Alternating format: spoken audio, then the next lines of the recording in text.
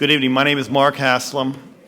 On behalf of BNY Mellon Wealth Management, welcome to another edition in the series of Geopolitics with Granary. We are very proud to be a sponsor of this series and FPRI because we believe very strongly that the conversations like the one we're going to have tonight are absolutely critical. I've had the pleasure of hearing our speaker tonight before, and she is a wonderful speaker that I'm looking forward to very much. We live in a very ever-increasing world of complexity, and whether those complexities are navigating the financial markets or navigating foreign policy, it's important that we have the right partners to navigate those and to help you navigate those. Without any further delay, I want to introduce Alan Luxembourg, President of FPRI.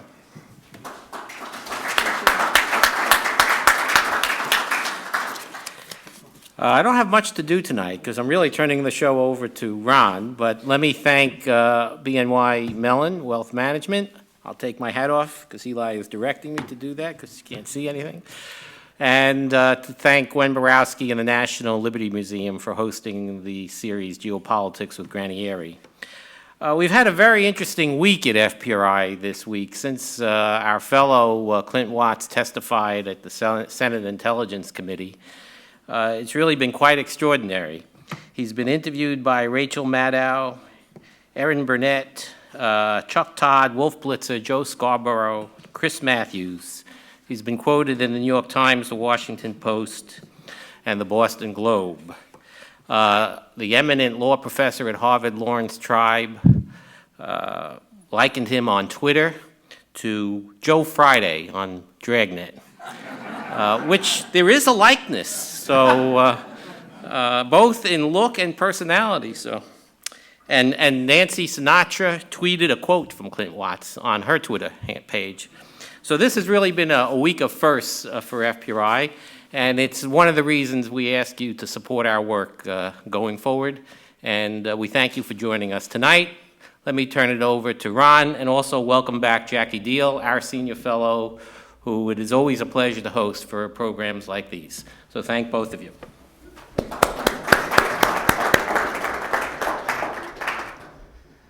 Thank you, Alan. Well, ladies and gentlemen, it is Tuesday in Philadelphia, and the world is as complicated as ever, as Alan has told us. So let's talk about it.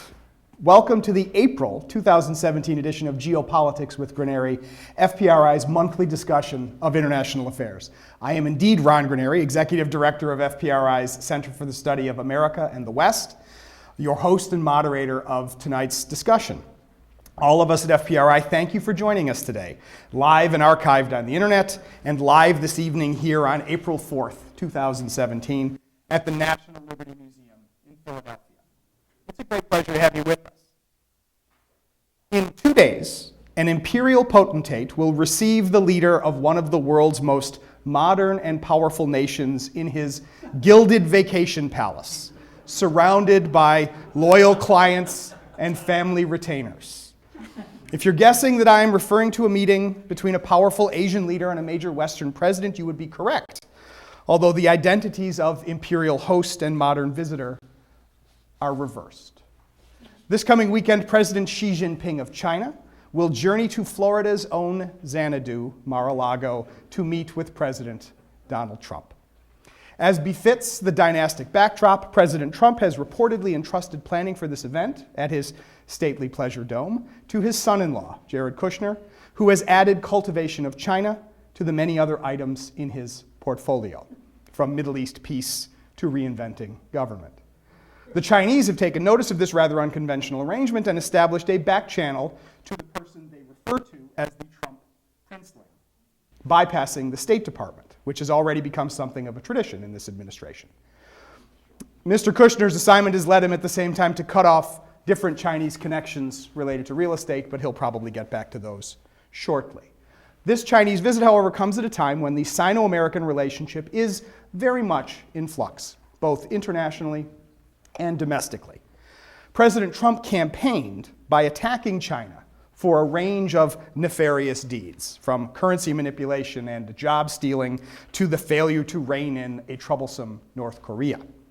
The trade warriors within his inner circle have long viewed China as the United States' major adversary, even as they also encouraged Trump to kill the Trans-Pacific Partnership, whose purpose was to contain China. Incoherence being a feature, not a bug, of the Trump administration. Beijing's critics within the administration even collaborated with Republican consultants to arrange for President Trump to receive a congratulatory phone call from Tsai Ing-wen, president of the Republic of China and Taiwan, appearing to challenge the one China consensus that has guided relations for the past 45 years. In the weeks since, the president has backpedaled from that position, but it still remains to be seen how the different forces within the administration view relations with Beijing. Some observers, such as Daniel Dresner in Monday's Washington Post, worry that President Trump's inattention to the details of policy, combined with his desire to strike deals with short-term value to family interests, is steering the United States toward a looming strategic disaster. Meanwhile, Xi Jinping faces domestic issues of his own. After a first term marked by his anti-corruption campaign and a carefully cultivated international charm offensive, President Xi now has to deal with a relatively slowing Chinese economy and the burdens that come with high expectations. Recent elections in Hong Kong provided a victory for Beijing's candidate, but questions remain about the long-term political future of China, not to mention its place in the world. As the Trump administration has signaled an American turn toward protectionism, Xi has emerged as an unlikely defender of free trade, a position that reflects China's current interests, but only further highlights the tension between a free market economy and a one-party state that wants to control the information available to its citizens, a tension that has accompanied China's rise over the past 3 decades. One does not have to look very far to find predictions of Sino-American conflict, but even if the worst of those predictions never come true, the list of significant challenges that China and the United States need to resolve is long and varied. Beyond bilateral and regional trade and the eternal conflict over Taiwan, Washington and Beijing are at odds over the future of the South China Sea, where extensive Chinese claims to small reefs and islands and the mineral riches which lie beneath them clash with those of future and once and future American allies from the Philippines to Vietnam. Meanwhile, the behavior of North Korea continues to roil relations. Both Secretary of State Rex Tillerson and President Trump have hinted at unilateral American actions against Pyongyang's nuclear program in an effort to force Beijing to be more proactive. Over all of this hangs the broad and historically freighted question of what the relative rise of China and decline of the United States portends for the international system. So, what does the future hold for Sino-American relations? Will Presidents Trump and Xi be able to establish the rapport necessary to work together for common purposes? What are those common purposes? And where are the most likely points of conflict? These questions and yours will guide us in conversation tonight with our guest, Dr. Jacqueline Deal. FPRI Senior Fellow, Dr. Jacqueline Deal, is president and CEO of the Long-Term Strategy Group, a Washington, D.C.-based defense consultancy. A summa cum laude graduate of Harvard, Dr. Deal earned a master's and a PhD, both in politics, from Oxford. In addition to her work for LTSG and her multiple articles and lectures for FPRI and a wide range of publications, Dr. Deal has worked for over a decade with the director of the Office of the Secretary of Defense, Office of Net Assessment, on projects related to East Asia.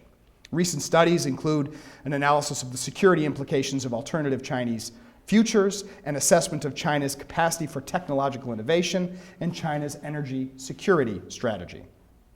A well-respected analyst of China and East Asia, and one of the youngest and brightest stars in the FPRI scholarly family. We are delighted to have her with us tonight. Welcome, Dr. Jacqueline Deal. Thank you.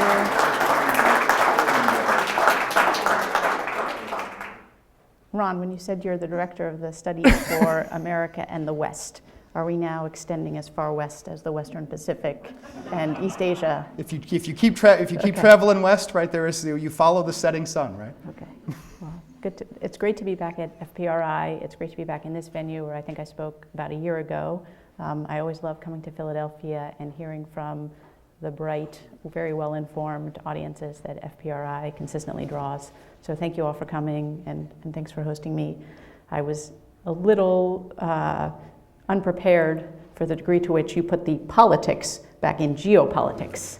I think the balance of my remarks will be more on the geo part of geopolitics. But I figured I could count on you for that. okay. That's all right. Well, I want to start with a basic question, right? To talk about politics and geopolitics. So, what difference does the election of Donald Trump make for Sino-American relations? Are the fundamentals such that that the personality of the individual president is less significant than the bigger issues, or do personalities matter? It's a great question. I think I believe it's too early to say how the new administration's approach will converge with or differ from the approaches of the preceding administrations. Mm-hmm. I think those administrations adopted, by and large, a kind of consistent strategy or approach of mixing, this is not an original thought, but mixing elements of engagement with balancing. That's what the military term would be for trying to make sure that as we reach out and engage the Chinese and trade with them more and benefit from cultural exchange, at the same time we don't sacrifice our security interests or those of our allies. So it was always kind of an on the one hand, on the other hand approach. And I think the jury is still out, if you will, on how the new administration will rebalance those elements. I think in terms of the fundamentals, though, there are important questions that are coming to the fore as China's rise continues, as its wealth increase. It's already the second largest economy in the world. By some measures, its GDP is $7 trillion less than ours still, but if its growth continues at 4 to 6% and ours stays in the 1 to 2% range, that gap will close in our lifetime. And China has used its prosperity to invest in military capabilities and diplomatic relationships that allow it to extend its influence in places in the world that we care about, and that also happen to be what economists project as the center of future global growth. So I'm thinking of Southeast Asia, East Asia in general. You are all familiar with what you've been reading in the headlines about China's approach to the South China Sea, disputes in the East China Sea with Japan. I mean, one of the issues that probably this administration will have to confront is the pushfulness or assertiveness of China with regard to those disputed maritime areas and the effect that their pushfulness is having on our friends and partners and allies. Already we've had clashes, or incidents, I should say, in which American naval vessels have been shadowed or harassed by Chinese forces of various kinds. In the South China Sea, the Japanese increasingly feel pressure from Chinese forces vis-a-vis the disputed Senkaku Islands in the East China Sea. So there are some military questions that are coming to the fore. At the same time, on the economic side, the president campaigned on the idea that we've gotten a bad deal in our trade with China and that we need to revisit kind of some of the fundamentals. And from what I read, it seems as though the administration is still working out its approach to that set of questions, but it will be doing that in the context of a world where China's growth seems to be slowing, has slowed, and so Chinese leaders will also feel under pressure to do what they can to address that trend, make sure that China stays on what they would call the win-win side of a mutually beneficial trade relationship. So both in the economic domain and the security domain, some of the kind of contradictions in China's positions and in US-China relations are coming to the fore. I'm glad you brought up contradictions, because I want to talk a little bit about them for both sides. I'm curious how, if we figure that Xi Jinping is halfway through his time as president of China, how do we assess what he has accomplished and what he is likely to want to accomplish in the time he has left? Another great question, but a difficult one, because we don't have the kind of insight we would like to have into Xi Jinping's mindset or worldview, personal hopes and dreams.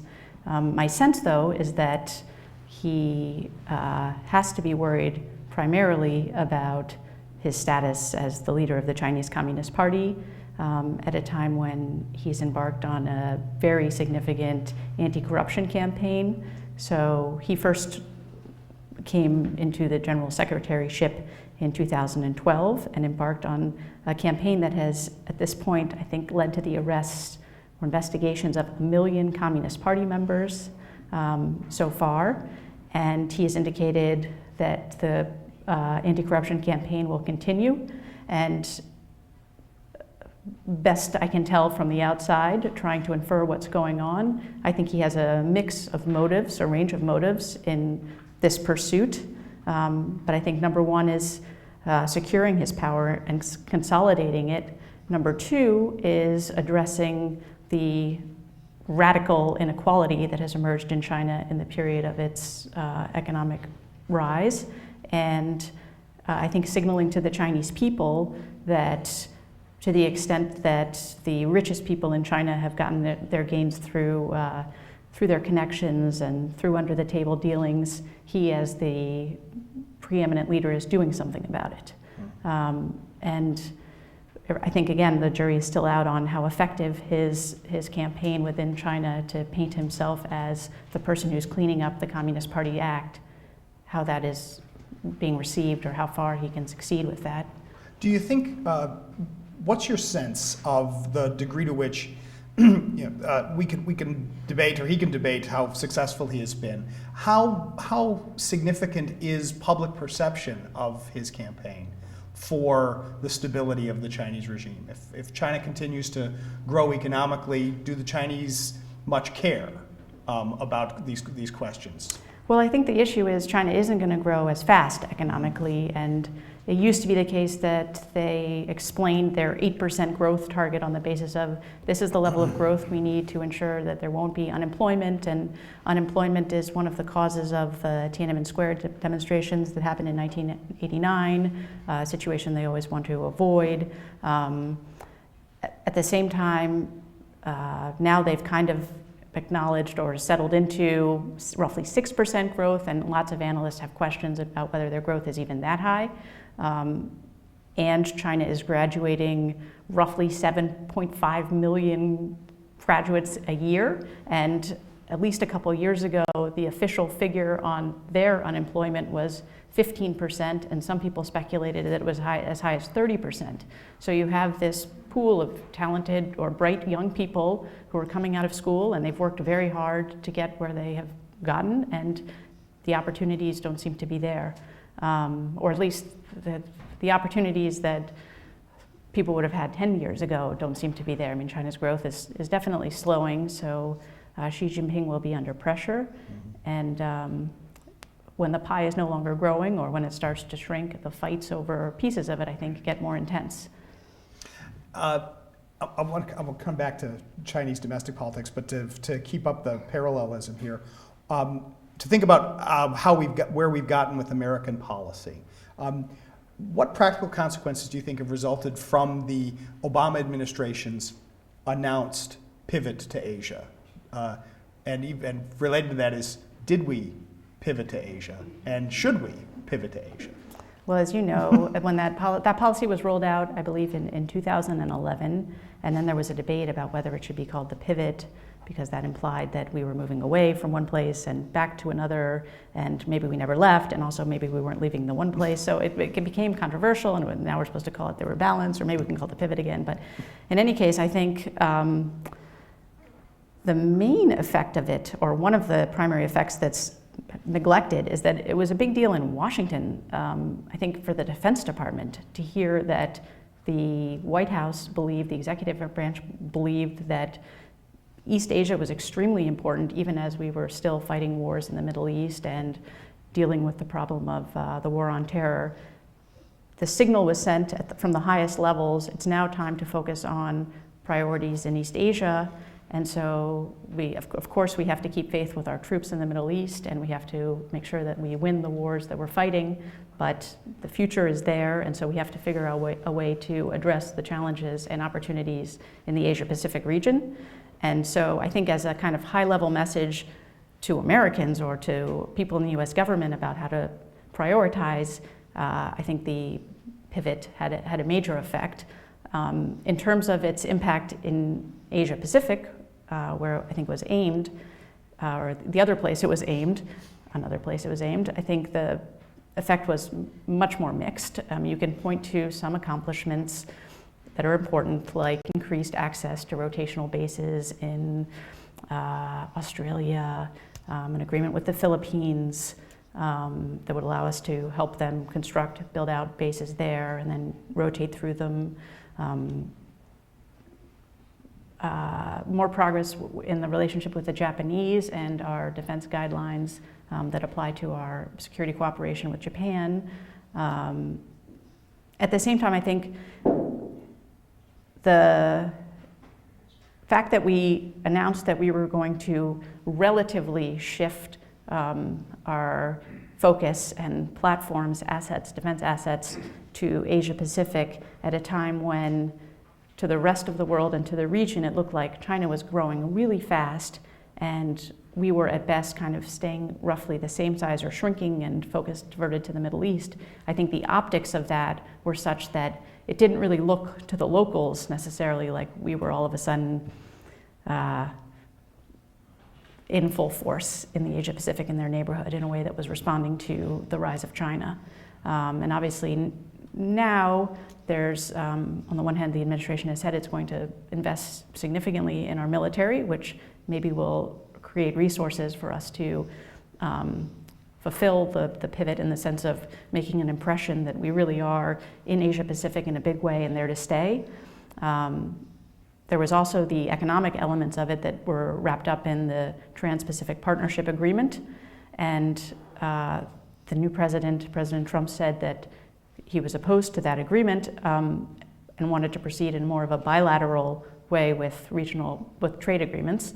At the same time, I think I read this week or last week that the administration has also said that it wants to take the TPP as a starting point. I think the idea of the TPP was to create an economic framework or architecture where Chinese state-owned enterprises wouldn't have disproportionate advantages and more free traders with higher quality standards would have a kind of level playing field. So I think it is consistent with the president's goal of making better deals on behalf of America. And it was also, I think, aimed at making sure that countries in the Asia Pacific didn't fall totally under the China's sway as they had China as their greatest trade partners. It was meant to, I think, encourage them to trade more with each other, not just with China and with us. So that was the TPP's goal, was that? I believe so. And you believe that the goal, the current administration, that is its goal as well, even if it went out of its way to denounce TPP. I don't know what the administration's goal is, and I'm not an economist, so I'm a little bit out on thin ice, but I believe I read in the last week or so that the administration was going to take the TPP principles as its starting point as it embarks on its own rounds of negotiations, and so trying to understand that was the best I could make of it. The other part of this is the pivot happened in the context of, I think, an important competition in the realm of ideas or rhetoric, where I think our message to our allies in the region is we're still committed to playing the role that we've played since World War II of ensuring stability and free trade and freedom of navigation and defending our allies, protecting them, extending deterrence to them. And that's been our message. And on the other hand, I think there's been a Chinese message or a message from Beijing that says, we're the power that's here to stay. You know, geographically, we sit here, we live here, we're not going anywhere, and the American presence is more ephemeral, transient. They're here today, but they could be gone tomorrow, so you have to make your deals with us. And that's the question, isn't it? Is are we there to stay?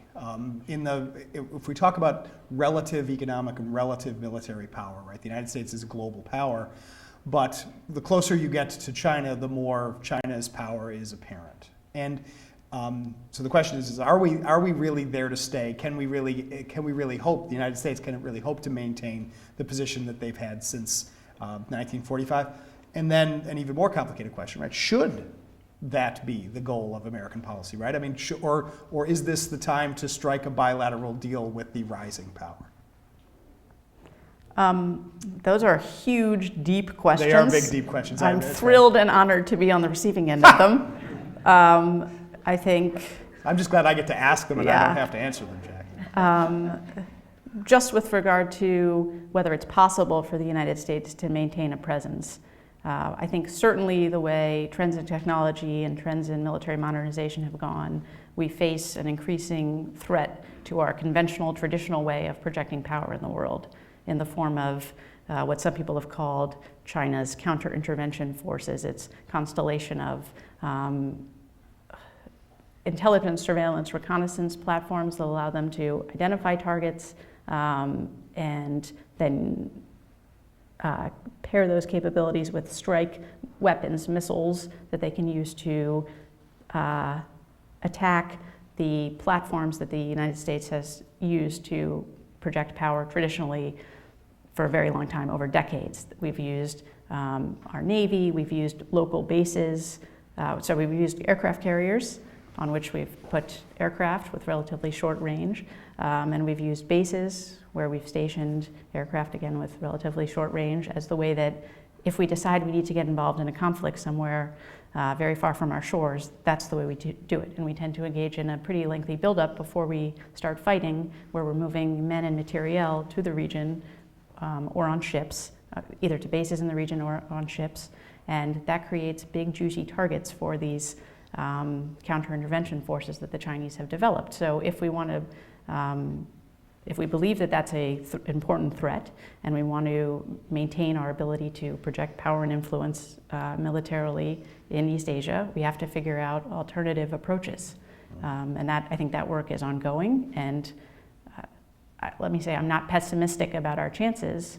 All right. If we decide that that's what we need to do. But then there was the other big issue, which is, what should our goals, grand strategy goals be? How present do we want to be?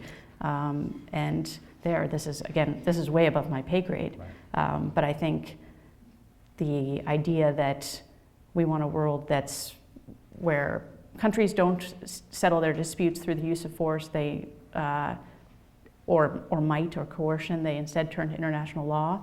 We want a world where there's freedom of navigation so that trade can be conducted, because we think basically that trade leads to prosperity, which is good for everybody.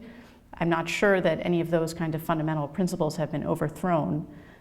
So I think that there probably will be some continuity in our kind of grand strategy goals. So that means that we do have to figure out how to navigate the challenge of counter-intervention. I mean, I was thinking one of the pivot to Asia, away from the Middle East towards Asia, is it's in addition to everything else, right? It's part of a larger sort of generations-long bitter struggle between the Army and the Navy for control of American defense policy.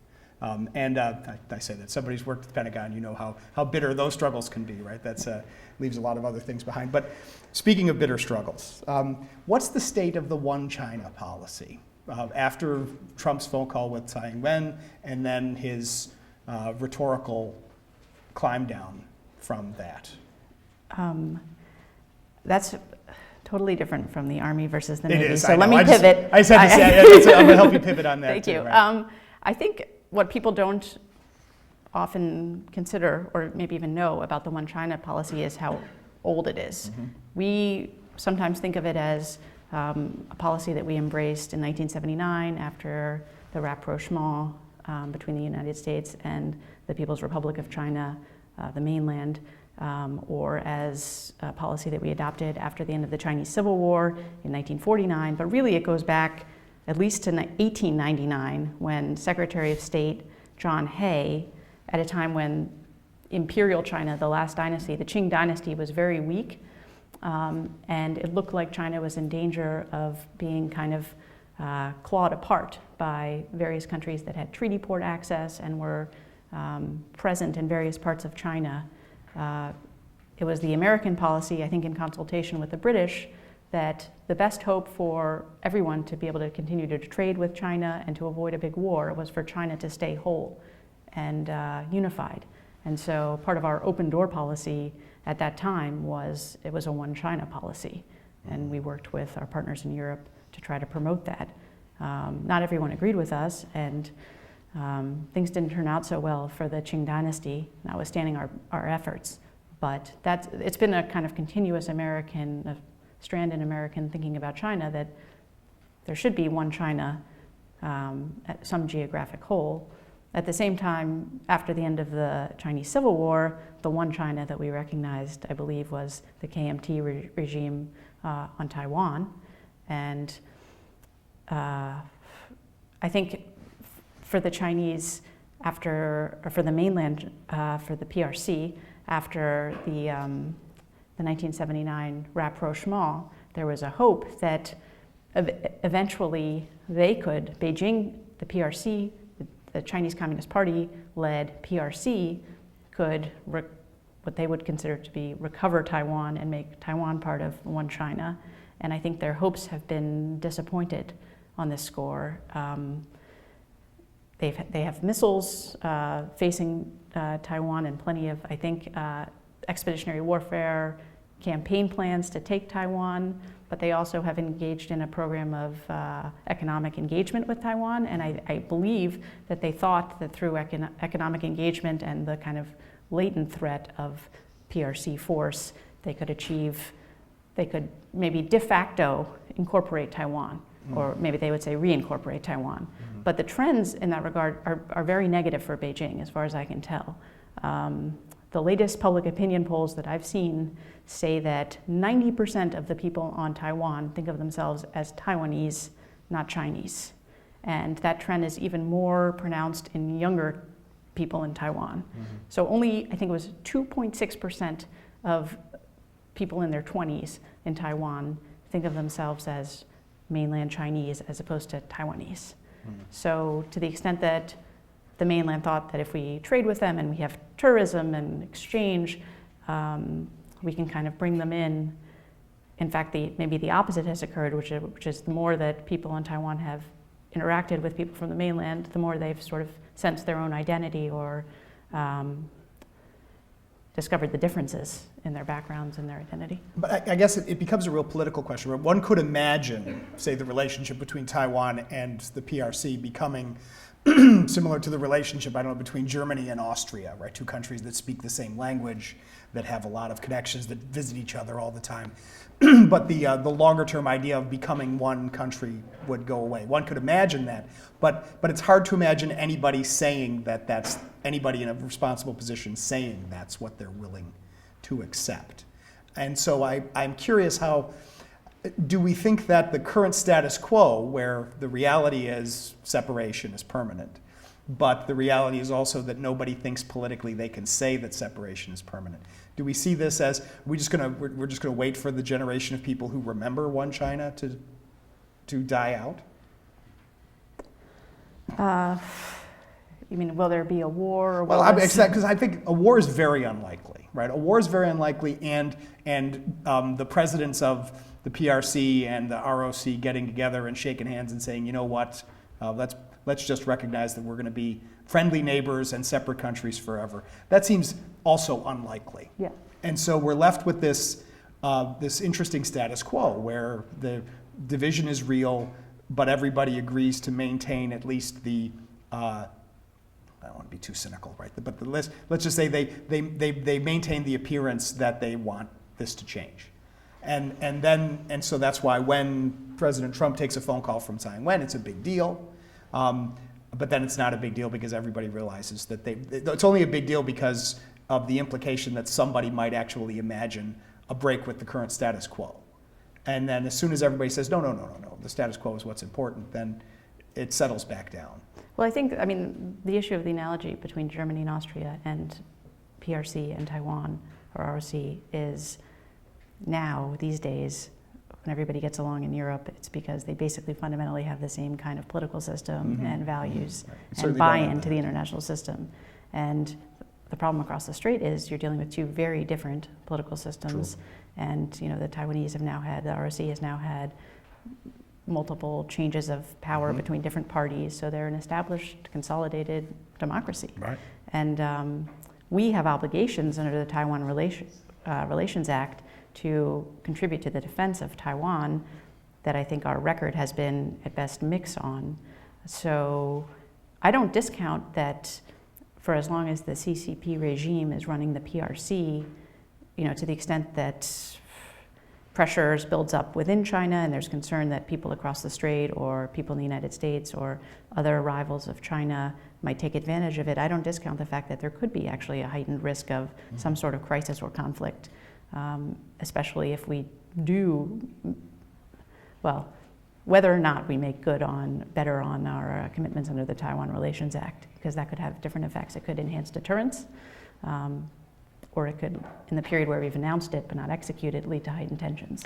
Well, we're celebrating or marking 20 years of the reunification of Hong Kong to the PRC. And when that happened, there was a lot of rhetoric from Beijing that, two systems, one state, two systems. And I certainly remember in the late 90s, there was people wondering if would the reincorporation of Hong Kong into the PRC was a sign of ways that one could imagine the PRC and Taiwan eventually overcoming their differences or harmonizing their differences. But after 20 years of Hong Kong as part of the PRC, right, is this a hopeful example, or was the government in Beijing serious about preserving a separate system?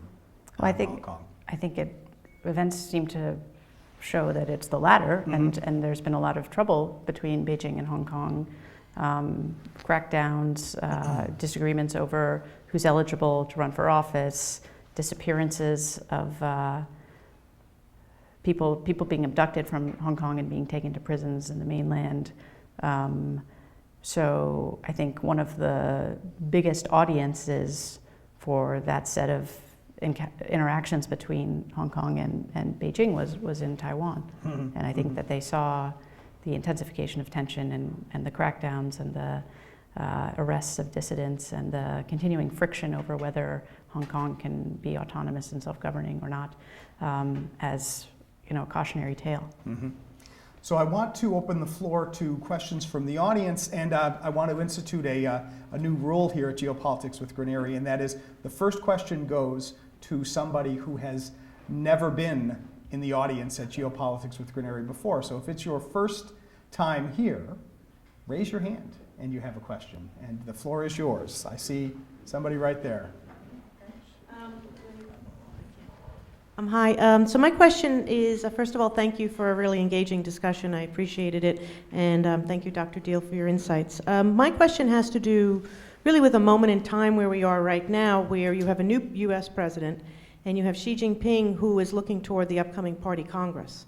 So if I look at this from a negotiation perspective, you have two world leaders at very vulnerable moments in their own career trajectories. Both need wins. So what's going to happen at Mar-a-Lago? Do we expect basically nothing to happen because neither can move the peace across the board very far? Because if either loses, so too goes their credibility. And here, I'll draw the example of all the great efforts made by Zhu Rongji to get China into the WTO, and it came before the United States. And of course, the United States said, we've got it, don't worry, it's going to go through. And it didn't go through. And it cost him great political capital. So for me, looking at China right now, part of me is like, what are you doing here right now? Wait until after November. It's better timing for you to actually play a hardball. But conversely, I could say the same about Trump. So my question is, what do you think that Xi Jinping can give up for America or for Trump? And what can Trump give up for Xi Jinping so that they both get to meet in 2018? So there's high quality questions, right, even from the audience right now. Well, I appreciate the drama of that setup. At the same time, I think actually both leaders are quite secure in a way, notwithstanding the relative recency of the Trump administration's taking power and notwithstanding the Party Congress coming up, because I think Xi Jinping has the sense that he will be able to secure a second term. Some people even wonder about whether he'll step down after 2022. At the same time, by the way, is that a rule or a norm that the presidents take the 2 terms?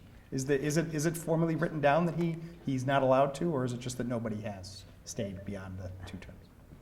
Well, Since Mao. it's a relatively new thing, right? Yeah, people believe that it's a convention that was devised after the troubled succession following Mao, and so people credit Deng Xiaoping and his generation of Chinese leaders with coming up with a more stable process for transitions.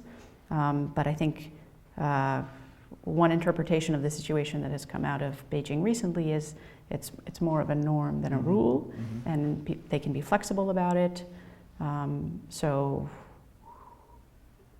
I think it wouldn't be completely out of the tradition of Chinese history for there to be a strong leader, central leader, who stays in power because the situation seems to call for it, insofar as we were discussing earlier, the buildup of pressure inside China because of the economic slowdown, corruption issues, other challenges may create a situation where Xi Jinping could make the case that the country needs him still. So, but if you think that they're both more stable, right, to go back to the dramatic question, so what do you think they're likely to be willing to give to each other to make this a positive meeting? I mean, they can't play golf because golf is associated with corruption. Right. So Xi Jinping is not allowed to play golf, right? And he doesn't. So he can't do what Shinzo Abe did.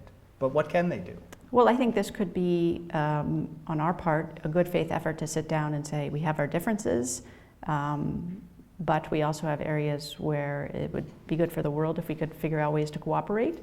And then we can put that to the Chinese and see what they say back. I mean, I don't know if that's what the administration has in mind, but there are global challenges that the Chinese have wanted to be partnering with us to address in the past. From the Chinese point of view, I think it's interesting that this was a stop on a tour of the world for Xi Jinping rather than the main event, or at least it was depicted in Chinese press as one stop among others. He's a busy man. The Washington or Mar-a-Lago is important, but so are other issues. He's already a global figure. So I think it's part of potentially a campaign to kind of normalize in the Chinese public's eyes the idea that Xi Jinping is very international. He's got his One Belt, One Road initiative. He's got his Davos speech. He's got his trip to Washington, but other stops along the way. He's a very important guy, and so maybe if they don't come out with a concrete deliverable, that helps in terms of he can say, it wasn't a waste of my time, and I'm showing the world and the Chinese people that I'm very important. So that's one way to take the drama out of it. It doesn't matter.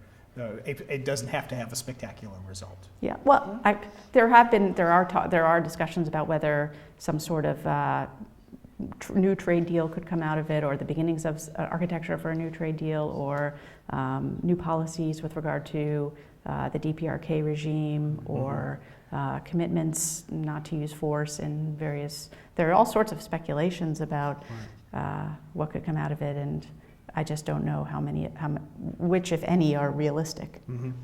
In 2 days. Yes, another question from you. Okay, thank you very much. Really appreciate your unmitigated diplomatic skills to handle these difficult issues, and you've done it very gracefully. I have actually 2 questions for you. It seems to me that I've failed to understand your response to Ron Granieri's first question, which was the effects of the personalities of the 2 leaders on the actual relationships between the 2 countries. And the second question is, what do you have to say to the school of thought who considers that North Korea's saber rattling is actually inspired by China's successful saber rattling several years ago, which led the West to sit down and negotiate economic terms with China? And isn't North Korea actually simply cloning the attitude of China established several years ago? Thank you very much. Well, thank you for re-raising the question of the impact of personalities, I guess one concern I have is that Xi Jinping, given his background as a Chinese princeling who was rusticated during the Cultural Revolution and had to endure a great deal of hardship, saw members of his family imprisoned, went from being an elite to being literally out in the countryside doing hard labor. Given his life story and arc and the competition he had to win to become the leader of China, the PRC, he may look at our president and see a successful businessman and underestimate the fact that, or underestimate the strength of the president or his resolve and the country's resolve with regard to certain issues that are hard for us to negotiate on or maybe non-negotiable for us. So I guess to the extent that personalities matter, which obviously they do to some extent, that's a concern I have. And what about North Korea? I knew it would come up, and I'm glad somebody asked it. Trump and Tillerson have both stuck to an American line, which is all options are on the table, but we'd really like it if the Chinese would do more. And yet, is there more that the Chinese can do? And is there more that the Chinese want to do about North Korea? Well, I think the starting point is that the perspective on the DPRK from Beijing is just very different from our perspective here in Washington, and where we see a single party state led by somebody who's capable of very unpredictable behavior, including potentially authorizing chemical weapons attacks on his brother, his half-brother, or his rival in Kuala Lumpur, and capable of pursuing missile launches and nuclear developments that are meant to be threatening and wildly inconsistent with our view of the requirements of participation in the 21st century world order. I think the Chinese see a country that is very dependent on China, has a deprived population that could come over the border as refugees, that has weapons that are focused mostly on Seoul and potentially on Western countries, liberal democracies in the region, but that could somehow be turned on Beijing at some point. They see a country that stands between them and a unified Korean peninsula that, if it were under South Korean rule, would potentially be just another liberal democracy blocking China's access to the Western Pacific and the blue water in the line from the Korean peninsula to the Japanese islands, to the South China Sea, Philippines. And so sort of in geopolitical terms, the status quo in North Korea, given all those givens, might be more preferable to Beijing than it is to us. There was the recent news that China had suspended its coal purchases from the DPRK, and people were excited in the United States that China might be trying to exert more pressure on Pyongyang not to engage in such saber rattling, not to pursue its missile and nuclear threats. But I think already there's been some evidence that the coal shipments have continued to go through or are going through again, and so I think this is further evidence that the Chinese perspective on this issue is just very different from ours, and their goals are different from ours. That's good. We have a question over here. Yeah. Take the microphone from, please speak into the microphone. I just wanted to follow up on the Korean issue because it's a question that I've been puzzling over for more than 20 years now, which is why does China not step on the North's air hose more vigorously? I understand everything that you said, Dr. Deal, but here's the question. Surely it is clear to the Chinese, who are not stupid people, that if the North Koreans get the bomb, that the South Koreans will want the bomb, the Japanese will want the bomb, maybe the Taiwanese will want the bomb, and I could probably name a half a dozen other actors in the region who will suddenly think that maybe it would be a good idea to have the bomb. Now, do you honestly think that the Chinese think that that's a preferable strategic environment for them to live in, and if so, why? I think it's a great question. I guess I have two answers. One is, up until now at least, I think the Chinese have probably tried to account for that possibility, but reassured themselves that at the end of the day, the United States will continue to extend deterrence to those other countries you mentioned and be able to persuade them not to acquire their own nuclear capabilities because we will promise to protect them even against North Korean nuclear weapons. So I think that might be part of China's calculus. They imagine that we'll be able to restrain some of those countries from embarking on their own programs. And then the second issue is, I think we in the United States have this kind of hyper non-proliferation, counter-proliferation sensibility, or we have a serious aversion to nuclear proliferation, and we see it as extremely grave, which it is. I'm not sure that that sentiment is shared, though, in Beijing, because if you look at their neighborhood, they already live with a nuclear North Korea, a nuclear Russia, a nuclear India, a nuclear Pakistan. So I don't think they hope that these other countries in the region will acquire their own independent nuclear capabilities, but they may tell themselves that that train has left the station, the technology's out there, certain things, there are things that you can do and there are things that you can't do. After all, we weren't successful at preventing North Korea from getting to the point that it's reached with its nuclear program, despite multiple administrations saying North Korea cannot go nuclear. So they might just think, to be realistic, they have to prepare for a world in which there are more nuclear armed actors in their region and figure out how to live with that, just like they've lived so far with these other nuclear powers on their border. It's worth noting that once upon a time, right, the country that was dangerously ideological, that was getting the bomb, that was going to be a threat to all humanity, was the People's Republic of China. And we've got, for 53 years, the Chinese have had the bomb, and Japan still doesn't have the bomb, and South Korea doesn't have the bomb. And I wonder, does that play a role in the way that the Chinese look at this too? Do they see the attacks on North Korea, or the verbal criticisms of North Korea, and is there a sense of solidarity with the state that's being accused of being irresponsible for wanting the same weapons that the United States, the Soviet Union already have, Russia already has. When it was Red China, it was the Soviet Union. But this question of do the Chinese, this is what I wonder, is there a different attitude if the United States has a particular attitude towards proliferation because we've always tried to have this sort of it's good for us but not for anybody else attitude. But if you're one of the countries that come later, right, you tend to be a little more relaxed on this question, because if you believed that nobody else should have the bomb, you wouldn't have the bomb yourself. Yes, although countries have a record of being hypocritical. They do, that's true. On this set of issues, and I think the other more kind of cynical theory of how China sees North Korea is whatever North Korea does makes China look restrained or look good by comparison, to the extent that North Korea is our big problem in Northeast Asia and the focus of attention. Then we have to see China as a lesser threat, and China looks more responsible. We ask it for help vis-a-vis the North Koreans. That diverts us from thinking about China as a major challenge or threat. So it's a theory. Is Russia at all a factor in East Asia today? Yeah, is Russia a factor? I think it is. The trends in China-Russia relations recently have been very positive.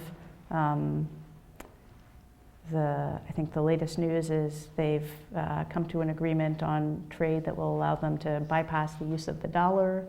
In the wake of the Crimea episode, intervention by Russia, the Chinese came to Russia's aid with finance help at a time when the West imposed sanctions on Russia.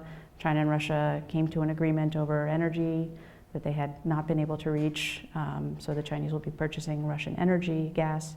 In terms of weapons transfer, there's a long history of Russian sales of fairly sophisticated, important weapon systems to China, some of which then got reverse engineered by China, and the Chinese are now selling, to some extent potentially undercutting Russia's market in third-party countries. But in terms of fighter aircraft, submarine technology, surface-to-air missiles, advanced SAM systems. These have all been purchased by the Chinese from Russia. And sort of more at an ideological level, I think, to the extent that the Russians believe that we never stopped waging the Cold War, and that we have continued to try to weaken them and expose them to democratic ways of thinking which have created disorder. I think the Chinese believe the same thing with respect to them. I think the Chinese Communist Party still feels very threatened by the United States. They still talk about our efforts to westernize and divide them, or there was this famous document number 9 that Xi Jinping's administration put out that said we have to really worry about the narrative of human rights and NGOs and all of these kind of Western insidious forces that could unseat the party and lead to our downfall in the way that the U.S. successfully brought down the Soviet Union. So I think that there is an ideological convergence there. Break. Russian and Chinese interests, though, in a sort of geopolitical, geostrategic sense, would seem to be, at the end of the day, competitive. China is increasingly influential in Russia's backyard, the part of the world where Russia has historically had its sphere of influence in Central Asia. They have, I think, competitive views about administration of the Arctic. They could be competing for customers for their weapon systems or just for who is the major local power in Eurasia. Is it Russia or is it China? And there is a huge disparity between the population of the Russian Far East and Northeast China. So there are some people in Russia who have expressed concern that Chinese people could come over the border, and the Chinese do teach through their patriotic education program that 10,000 square kilometers of Chinese territory was stolen by the Russians through unequal treaties in the 19th century. So I think that while there is some convergence and goodwill between Beijing and Moscow, there are also negative factors. There's also the issue of the relations between Russia and Japan, but that's right. Well, the Russians have to avoid the temptation to chant "build a wall," right? So we have one last question from the audience. In my view, President Trump is the most perplexing president in the history of the country. Takes inconsistent positions. He's taken a number of them with respect to China, the Taiwan, not Taiwan issue, the TPP, not TPP issue. He's minimalizing the role of the State Department. Obviously, we can't climb into Mr. Xi's mind and see how he parses these things. But what do the pundits say? And this is an issue of U.S. foreign policy with respect to China and with respect to the whole world. How do you deal with issues that, with positions that are so different and so inconsistent and so unpredictable? Do the Chinese think Donald Trump is unusual, I guess, is a question, or do they think of an American president as an American president? I think the transition caught the Chinese off balance by accepting that phone call. But I think in some ways being unpredictable can be useful in terms of keeping opponents or rivals off balance and making us less predictable such that we are less easy to manipulate. Maybe that's just putting a positive spin on it, but I think there is also, we face very deep fundamental questions that some of them are already posed about what is our grand strategy, what are our goals in the world, what are we trying to achieve, and so having a team of rivals who bring different perspectives to bear and have different views on that, I think also makes sense. Maybe you could say by now the administration should have its agenda in place and a vision, and then it can start imparting it, but I'm willing to believe that that's still in train, or maybe I'm hoping that that's going to come and that these debates need to take place because they are very serious questions and issues, and I know very serious people across the United States are working on them, and so that would be an off-the-cuff response to a deep question. But not a bad place to end the conversation, because no matter how many responses we have, right, the conversation is going to continue, and hopefully we'll have more chances to discuss this. So for now, though, That's all we can do for this hour, but thanks to Jackie Deal for joining us tonight. Thank you, Jackie. Thank you. And I want to, at the end here, I want to repeat FPRI's thanks to the National Liberty Museum for hosting us, as well as to BNY Mellon Wealth Management and to the Lynd and Harry Bradley Foundation for their support for the Center for the Study of America in the West. Today's conversation has to end, but of course, this conversation is just the beginning. The conversation goes on every month. Here on Geopolitics with Granary, we'll be here to discuss whatever happens next. If you've enjoyed our discussion tonight, please tell a friend. Please bring a friend next time when we next gather to analyze our complex world. Next month, our topic will be Iran. We're trying to hit all the highlights. And will be, and I'll say this in advance, next month will be the 50th program in the Geopolitics with Granary series. Hard to believe it's already been that many. We hope that you've enjoyed this new format, and in addition to these events, we hope you will also keep an eye out for the Geopolitics with Granary podcast, which will include both elements of this discussion and other features, including a revival of the FPRI Double Shot. To keep up with those future episodes of Geopolitics with Granary and other events at FPRI, please visit our website, fpri.org, like us on Facebook, and follow us on Twitter. You can follow the host of this program on Twitter @RonaldGranary. But until next time, for all of us at FPRI, especially my colleagues in putting together this broadcast, Eli Gilman, Peyton Wendell, and Rachel Hemler, I'm Ron Granary. Thanks for joining us. Good night. Thanks, Jackie. That was fun.